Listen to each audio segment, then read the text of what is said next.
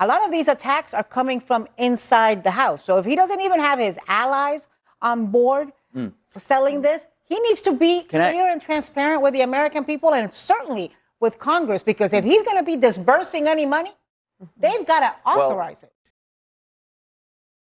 Anna Navarro and Charles Blow went up against Scott Jennings on Abby Phillips' show to dissect this supposed Iran deal that Trump is claiming as a major victory.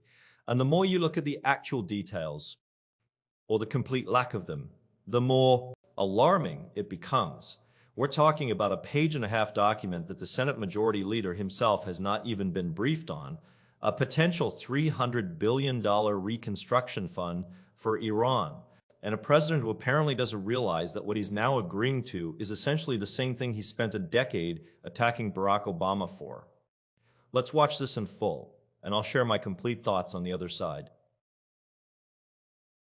This deal may start the reopening, but it will not reopen the strait. I mean, I don't even know that we should even be calling it a deal of any kind, because just to be clear, if it's a deal, you should be able to say, before you even sign it, here's what we both agreed to. Anna, did you know that John Thune, Senate Majority Leader, has not even been briefed? He told Manu Raju today. He has not been briefed. Actually, I did know that because I listened to Manu say that, and nobody in Congress has been briefed. The Israelis are asking, what's in this deal? Under what circumstances would the United States sign a document with Iran and not tell anybody what was in it? And it's, you know, I mean, so J.D. Vance told Jake Tapper that it is a page and a half.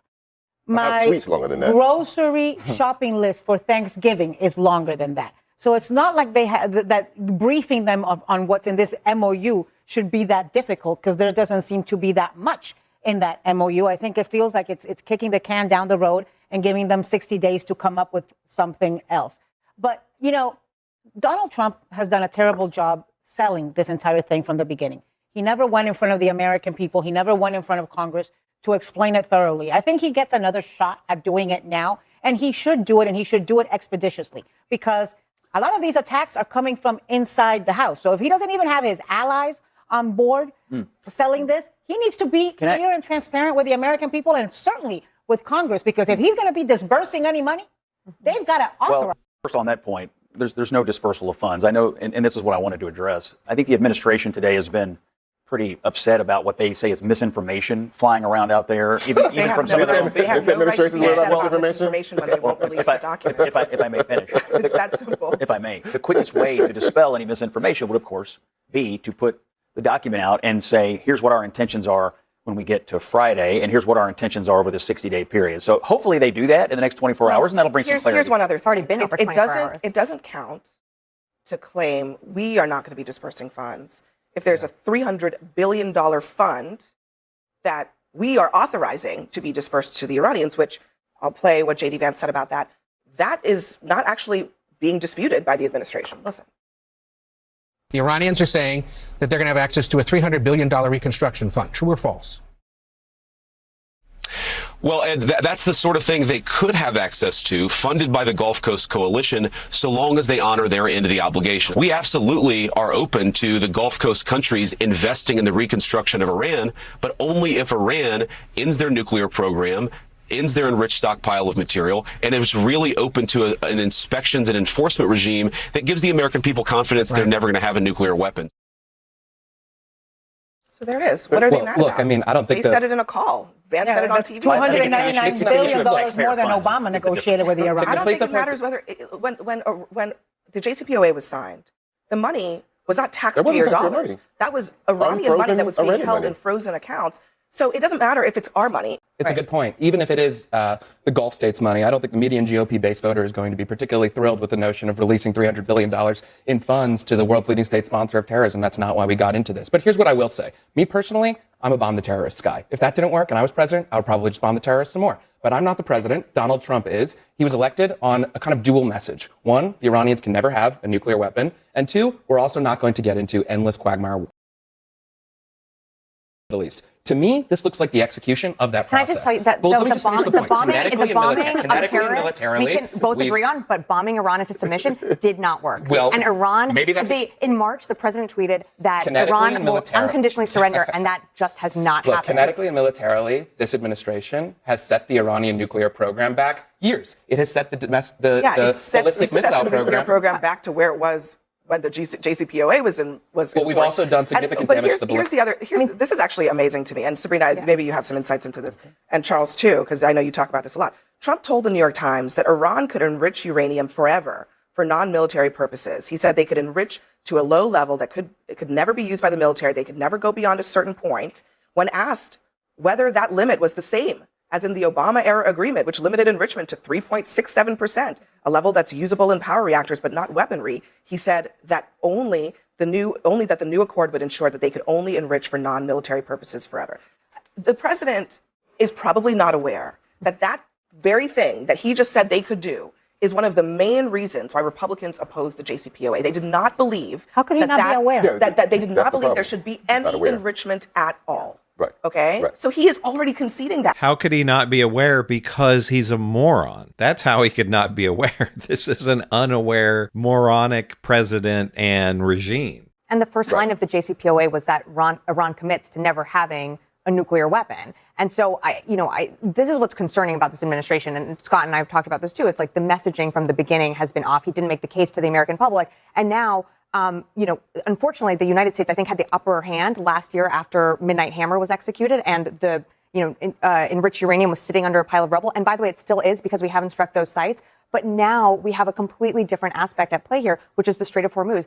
And we're talking about negotiating on opening the strait, something that wasn't even a condition where this war began. It wasn't even a factor in the war. Does the president understand even what the differences are between what he is negotiating today and what he called a bad deal 10 years ago? Well, I think he might say that one of the differences is that he's brought together all of the Arab states in the Gulf against Iran. We've never had that condition before, where the Middle Eastern countries are saying we've had enough of these guys and we're going to hold them to it. That's one difference.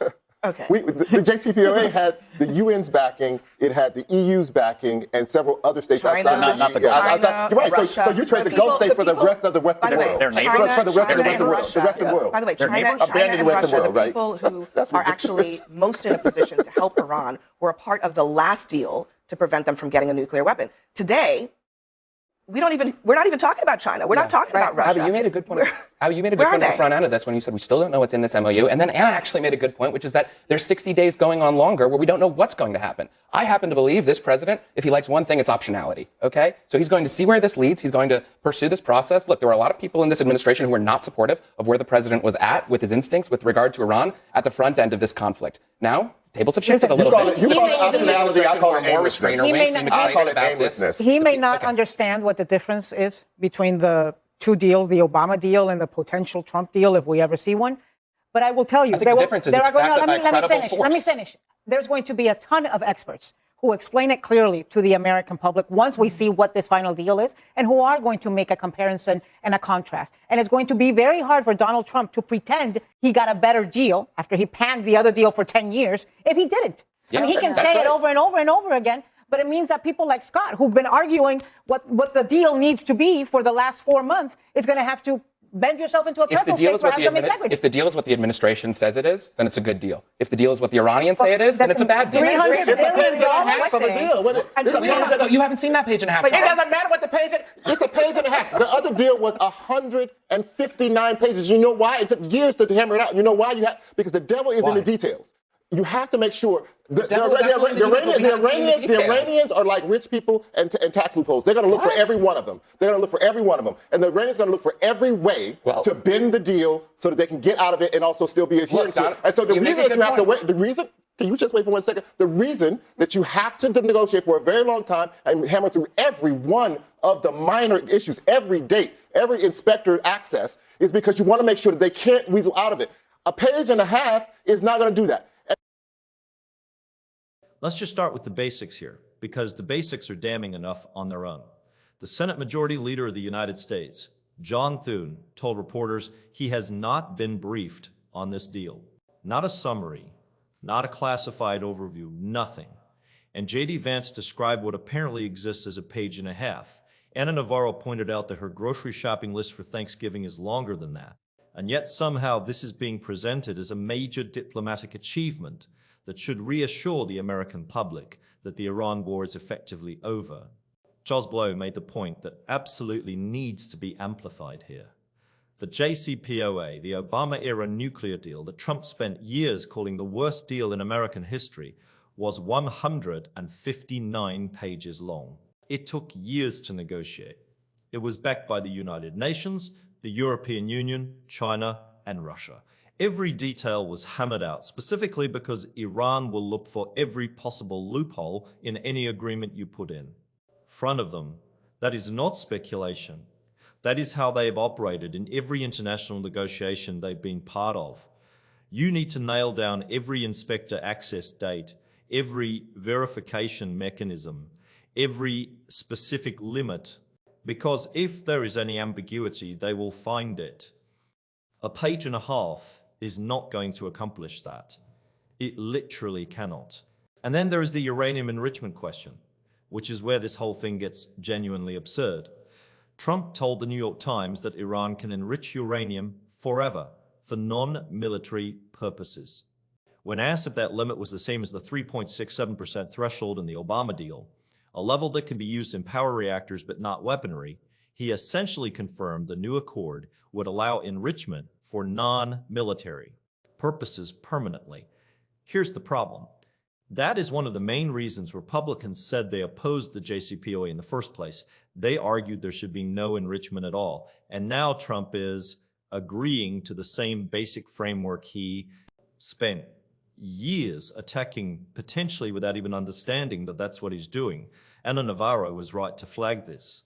The moment independent experts get access to the final text and start comparing it line by line to the Obama deal, Donald Trump is going to have a very hard time explaining how this is better when he panned the original for a decade. Now let's talk about the $300 billion, because the administration cannot have it both ways. J.D. Vance went on television and confirmed that yes, Iran could have access to a $300 billion reconstruction fund paid for by Gulf Coast coalition countries. The administration then tried to distance itself from this by saying these aren't American taxpayer dollars. But here's the thing. The framing that Obama just gave money to Iran has been one of the most persistent MAGA lies of the past decade. The money that was unfrozen under the JCPOA was Iranian money that had been frozen in international accounts. It was not American taxpayer money. So Scott Jennings and his allies have spent years lying about Obama handing over cash to Iran, and now they're defending an arrangement where $300 billion flows toward Iran as part of a deal their own president negotiated after starting an unprovoked war with that country. The hypocrisy is breathtaking, and here is the strategic reality that nobody in the pro-war camp wants to address directly. When the JCPOA was signed, China and Russia were part of the agreement.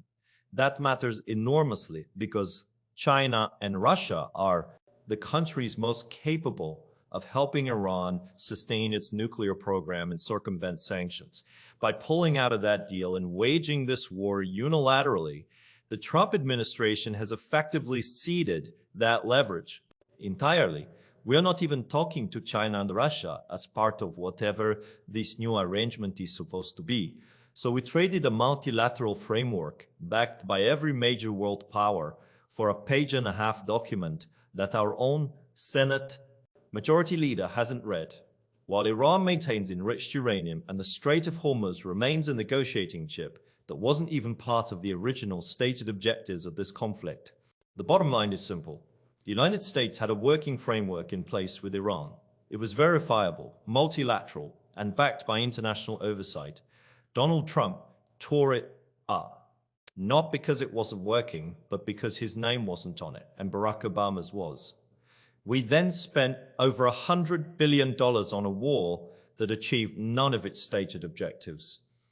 And if this deal actually closes, it will almost certainly be worse than what we already had. The strait being closed was never part of the original problem we were supposedly solving.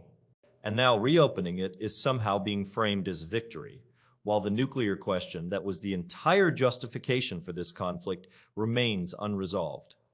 Scott Jennings will be on Abby Phillips' show the next night, calling it the greatest deal in history. That's his job. But the rest of us can read, and the receipts are all public. Drop your thoughts in the comments below, hit the thumbs up, subscribe, and turn on the bell notification. I'll see you in the next one.